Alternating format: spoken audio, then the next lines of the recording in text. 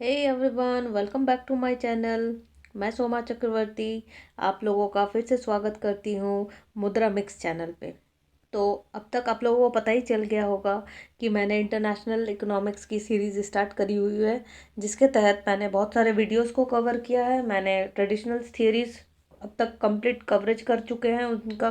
जिन्होंने नहीं देखा प्लीज़ उन वीडियो को देखें, ताकि आने वाले वीडियोस को वो इजीली कनेक्ट कर पाए। तो आज का जो मेरा टॉपिक है वो है हेक्चर ओहलिन थियरी, जिसको मॉडर्न थियरी भी बोला जाता है। बहुत सारे लोग, काफ़ी फेमस थियरी है इंटरनेशनल ट्रेड की। बहुत सारे ऐसे थियरीज हैं जो बेसिकली इस थियरी पर बेस्ड होकर एक्सटेंड हुई है बहुत ही बेहतरीन तरीके से। जो हमारे एक्सचर हेक्चर हैं और बर्टिन ओहलिन ने इस थियरी को बहुत अच्छे तरीके से इसको एक्सप्लेन भी किया और समझाया, इसके बारे में बताया। तो अगर मैं इसको थोड़ा सा डिस्कस करते हुए आगे बढ़ूं, और आज जो मैं करूंगी स्पेसिफिकली मैं इसके अजम्पशंस पर बात करूंगी। लेटर ऑन मैं इसके कंसेप्ट्स और इसके ग्राफ और इसके कंक्लूजन्स पर भी आऊँगी, वो नेक्स्ट पार्ट में होगा। आज का जो पार्ट है पार्ट 1, उसमें अजम्पशंस को कवर करूँगी, क्योंकि वीडियो बहुत लंबा हो जाएगा और मैं कंटेंट के साथ कोई कॉम्प्रोमाइज़ नहीं करना चाहती। इसीलिए मैंने ये जो पर्टिकुलर टॉपिक है हेक्चर ओहलिन थियरी का, उसको 2 भागों में डिवाइड किया है। तो जो पहला है वो सिर्फ अजम्पशंस के बारे में पढ़ेंगे, थोड़ा इंट्रोडक्शन पढ़ेंगे कि कौन से ईयर में किसने इंट्रोड्यूस किया, क्या इसके पीछे रीजंस रहे, उन सब के पीछे। तो आज का जो टॉपिक है वो हेक्चर ओहलिन थियरी है।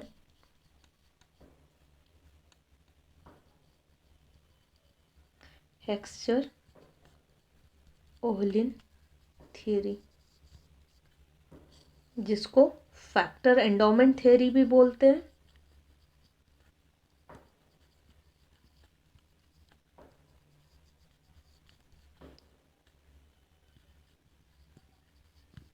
It's also known by modern theory of trade, international trade, modern theory of international trade के नाम से भी ये थियरी काफ़ी फेमस रही। ठीक, इस मॉडल को, मतलब जो हेक्सेज है, उन्होंने ट्रेडिशनल ट्रेड थियरी का एनालाइज करते हुए बताया कि what factors determines comparative cost differences in internationally. क्या ओलिन ने एनालाइज किया, उन्होंने अपना जो ट्रेडिशनल जो थियरीज थे, जो एडम स्मिथ, रिकार्डो, जो हैबलर, ये सब ने जो थियरीज दी थी उनका एनालाइज किया। और फिर उन्होंने अपना थियरी दिया और बताया कि ऐसे कौन से फैक्टर्स हैं जो डिटरमिन करते हैं कंपैरेटिव कॉस्ट डिफरेंसेस, वो भी इंटरनेशनली। जो हेक्चर का मॉडल था वो इंट्रोड्यूस हुआ था इन द ईयर ऑफ 1919। क्या, जो इनका जो थियरी था वो कब आया था? वो आया था 1919 में आया था। जिन इनका published celebrated, when he publish celebrated article, जब उन्होंने अपना आर्टिकल को पब्लिश किया था, बहुत ही सेलिब्रेटेड आर्टिकल था। आर्टिकल का नाम था the effect of foreign trade on distribution of income. क्या था इनका article? He published he published a celebrated article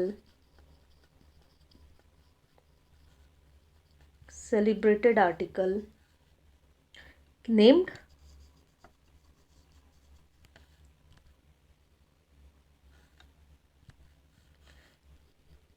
the effect of foreign trade on distribution of income। ये इनका आर्टिकल था। इन्होंने इस आर्टिकल के तहत इस चीज़ को बताया, अपनी थ्योरी को रखी थी। और इन्होंने बाद में इनके जो स्टूडेंट्स रहे, जो कि बर्टिन ओहलिन जिनका नाम था, उन्होंने 1933 में फिर पब्लिश किया अपने फेमस बुक, जिनका नाम, जो बुक का नाम था the interregional and international trade. फिर किसने किया? फिर इस थियरी को एक्सटेंड किया किसने? उनके अपने ही स्टूडेंट्स ने, जिनका नाम था बर्टिन ओहलिन। यानी कि later in the year 1933 his own student named Bertin Ohlin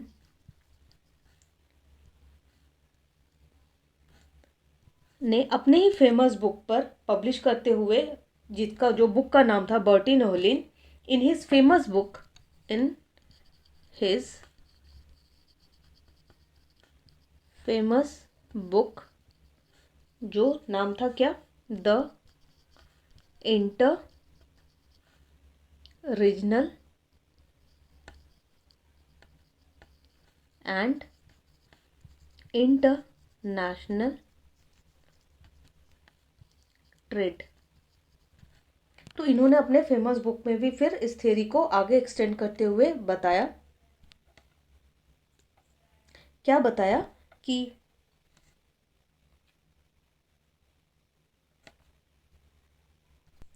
जो फैक्टर एंडोमेंट्स अप्रोच, मतलब इन्होंने एक बेसिक गाइडलाइंस प्रोवाइड किया इनके दोनों के काम ने, यानी कि हेक्सचर का भी जो काम था और जो ओहलिन का भी जो काम था, both the works provide a basic guidelines of factor endowments approach. उन्होंने इसको बताया। फिर बाद में इसको, आज जब मैं अजम्पशंस की बात करूंगी तो अजम्पशंस के दौरान ही हम लोग को पता चलेगा कि इस थियरी में क्या क्या फ्यूज़ किया गया, क्योंकि जैसा कि मैंने बताया कि इसके सेकंड पार्ट में मैं इसके जो थियरीज हैं, जो इसके कंसेप्ट्स हैं और जो ग्राफ है उसको डिस्कस करूंगी। तो आज जो है वो क्या है, इसके अजम्पशंस पर एक लुक डालते हैं, जो फैक्टर एंडोमेंट्स थियरी और मॉडर्न इंटरनेशनल थियरी जो है, जिसको हेक्सचर-ओहलिन थियरी भी बोला जाता है, उसके अजम्पशंस की अगर बात करूं,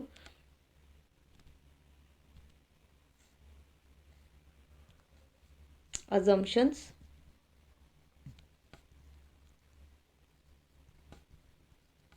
क्योंकि इसके assumptions बहुत सारे हैं।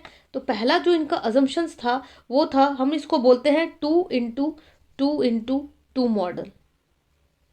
मतलब दो कंट्रीज, दो प्रोडक्ट्स, दो factor of production. What I said two countries, two countries से A and B, two products,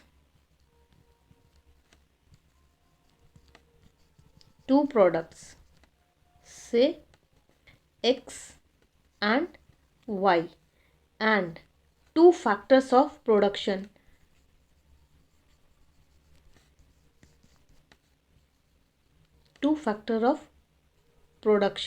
क्या, कैपिटल एंड लेबर। ये था इनका पहला अजम्पशंस। अब हम लोग देख सकते हैं, जबकि हम लोगों ने पहले ट्रेडिशनल थियरी पढ़ते हुए आ रहे थे और हम लोगों ने देखा था कि उन लोगों ने दो कंट्री तो ले रहे थे, वो दो गुड्स भी थे, लेकिन उनका जो फैक्टर ऑफ प्रोडक्शन था वो किस पर फोकस था, वो लेबर थियरी पर फोकस था। ये हम लोगों ने देखा था। इसके तहत जो दूसरा अजम्पशंस है वो क्या है, वो है परफेक्ट कंपटीशन। मतलब परफेक्ट कंपटीशन रहेगा। दूसरा, परफेक्ट कंपटीशन प्रिवेल करेगा। तीसरा क्या, तीसरा है full employment.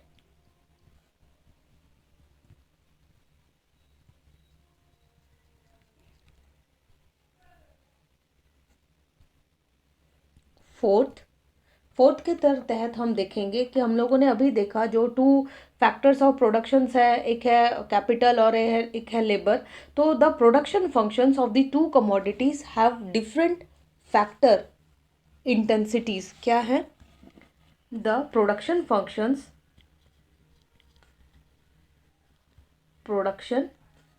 Functions are different for different commodities, for different commodities।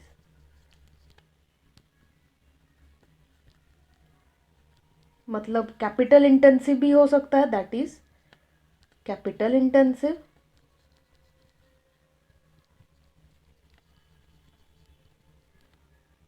और लेबर इंटेंसिव।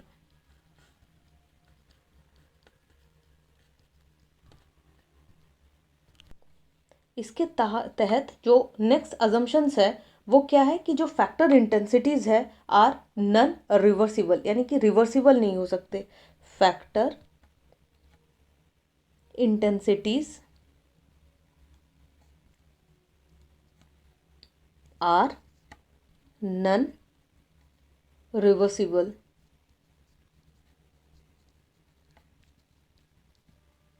नेक्स्ट अजम्पशंस की बात करूँ तो जो फैक्टर्स ऑफ मतलब फैक्टर्स का जो मोबिलिटी है या फिर जो मोबाइल है वो विद इन द रीजन होगा, बट इंटरनेशनली वो अलाउड नहीं था। और there is a no transport cost, यानी कि जो फैक्टर्स मोबिलिटी है, factors mobility within the region but internationally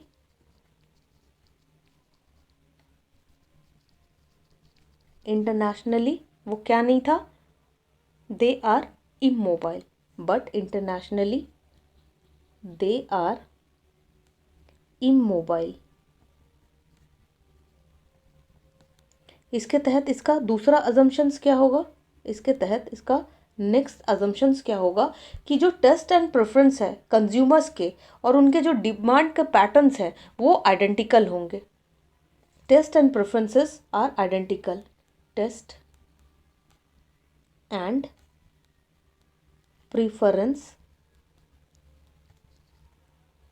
are identical.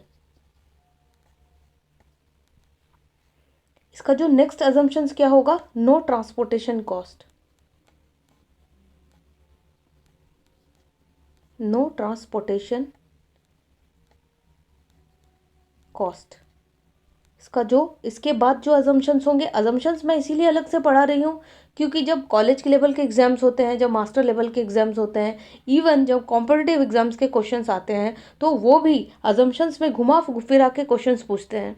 जैसे कि मैं इस पर्टिकुलर टॉपिक की बात करूँ तो इस पर्टिकुलर टॉपिक से कॉम्पिटिटिव एग्जाम में जैसे कि नेट के एग्जाम्स हो गए, सेट के एग्जाम्स हो गए, तो घुमा फिरा के क्वेश्चंस पूछे जाते रहे हैं। नेक्स्ट इसमें जो ऐड ऑन करना चाहूँगी इसके अजम्पशंस में, वो ऐड ऑन होगा कि कोई रेस्ट्रिक्शंस नहीं है, there is a free and unrestricted trade, free and unrestricted trade.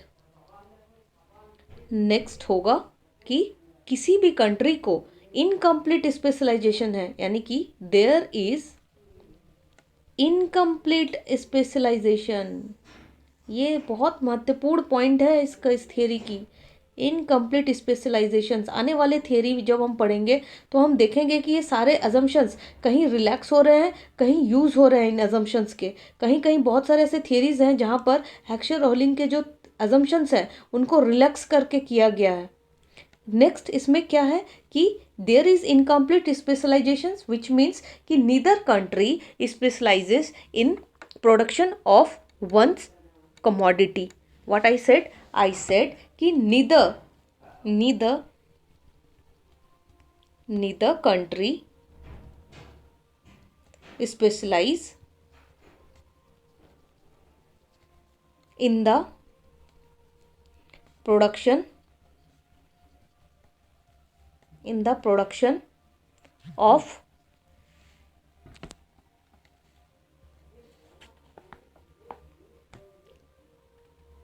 one commodity.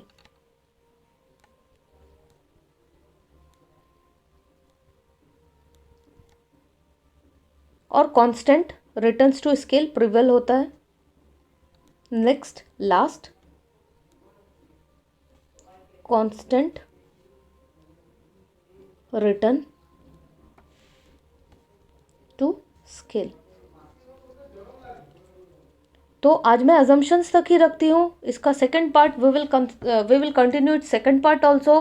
Please आप लोग उसको देखिएगा, ताकि इसके साथ जब आप उसको रिलेट करें तो आप अजम्पशंस के साथ हेक्सचर-ओलिन मॉडल का थियरी भी समझ पाए।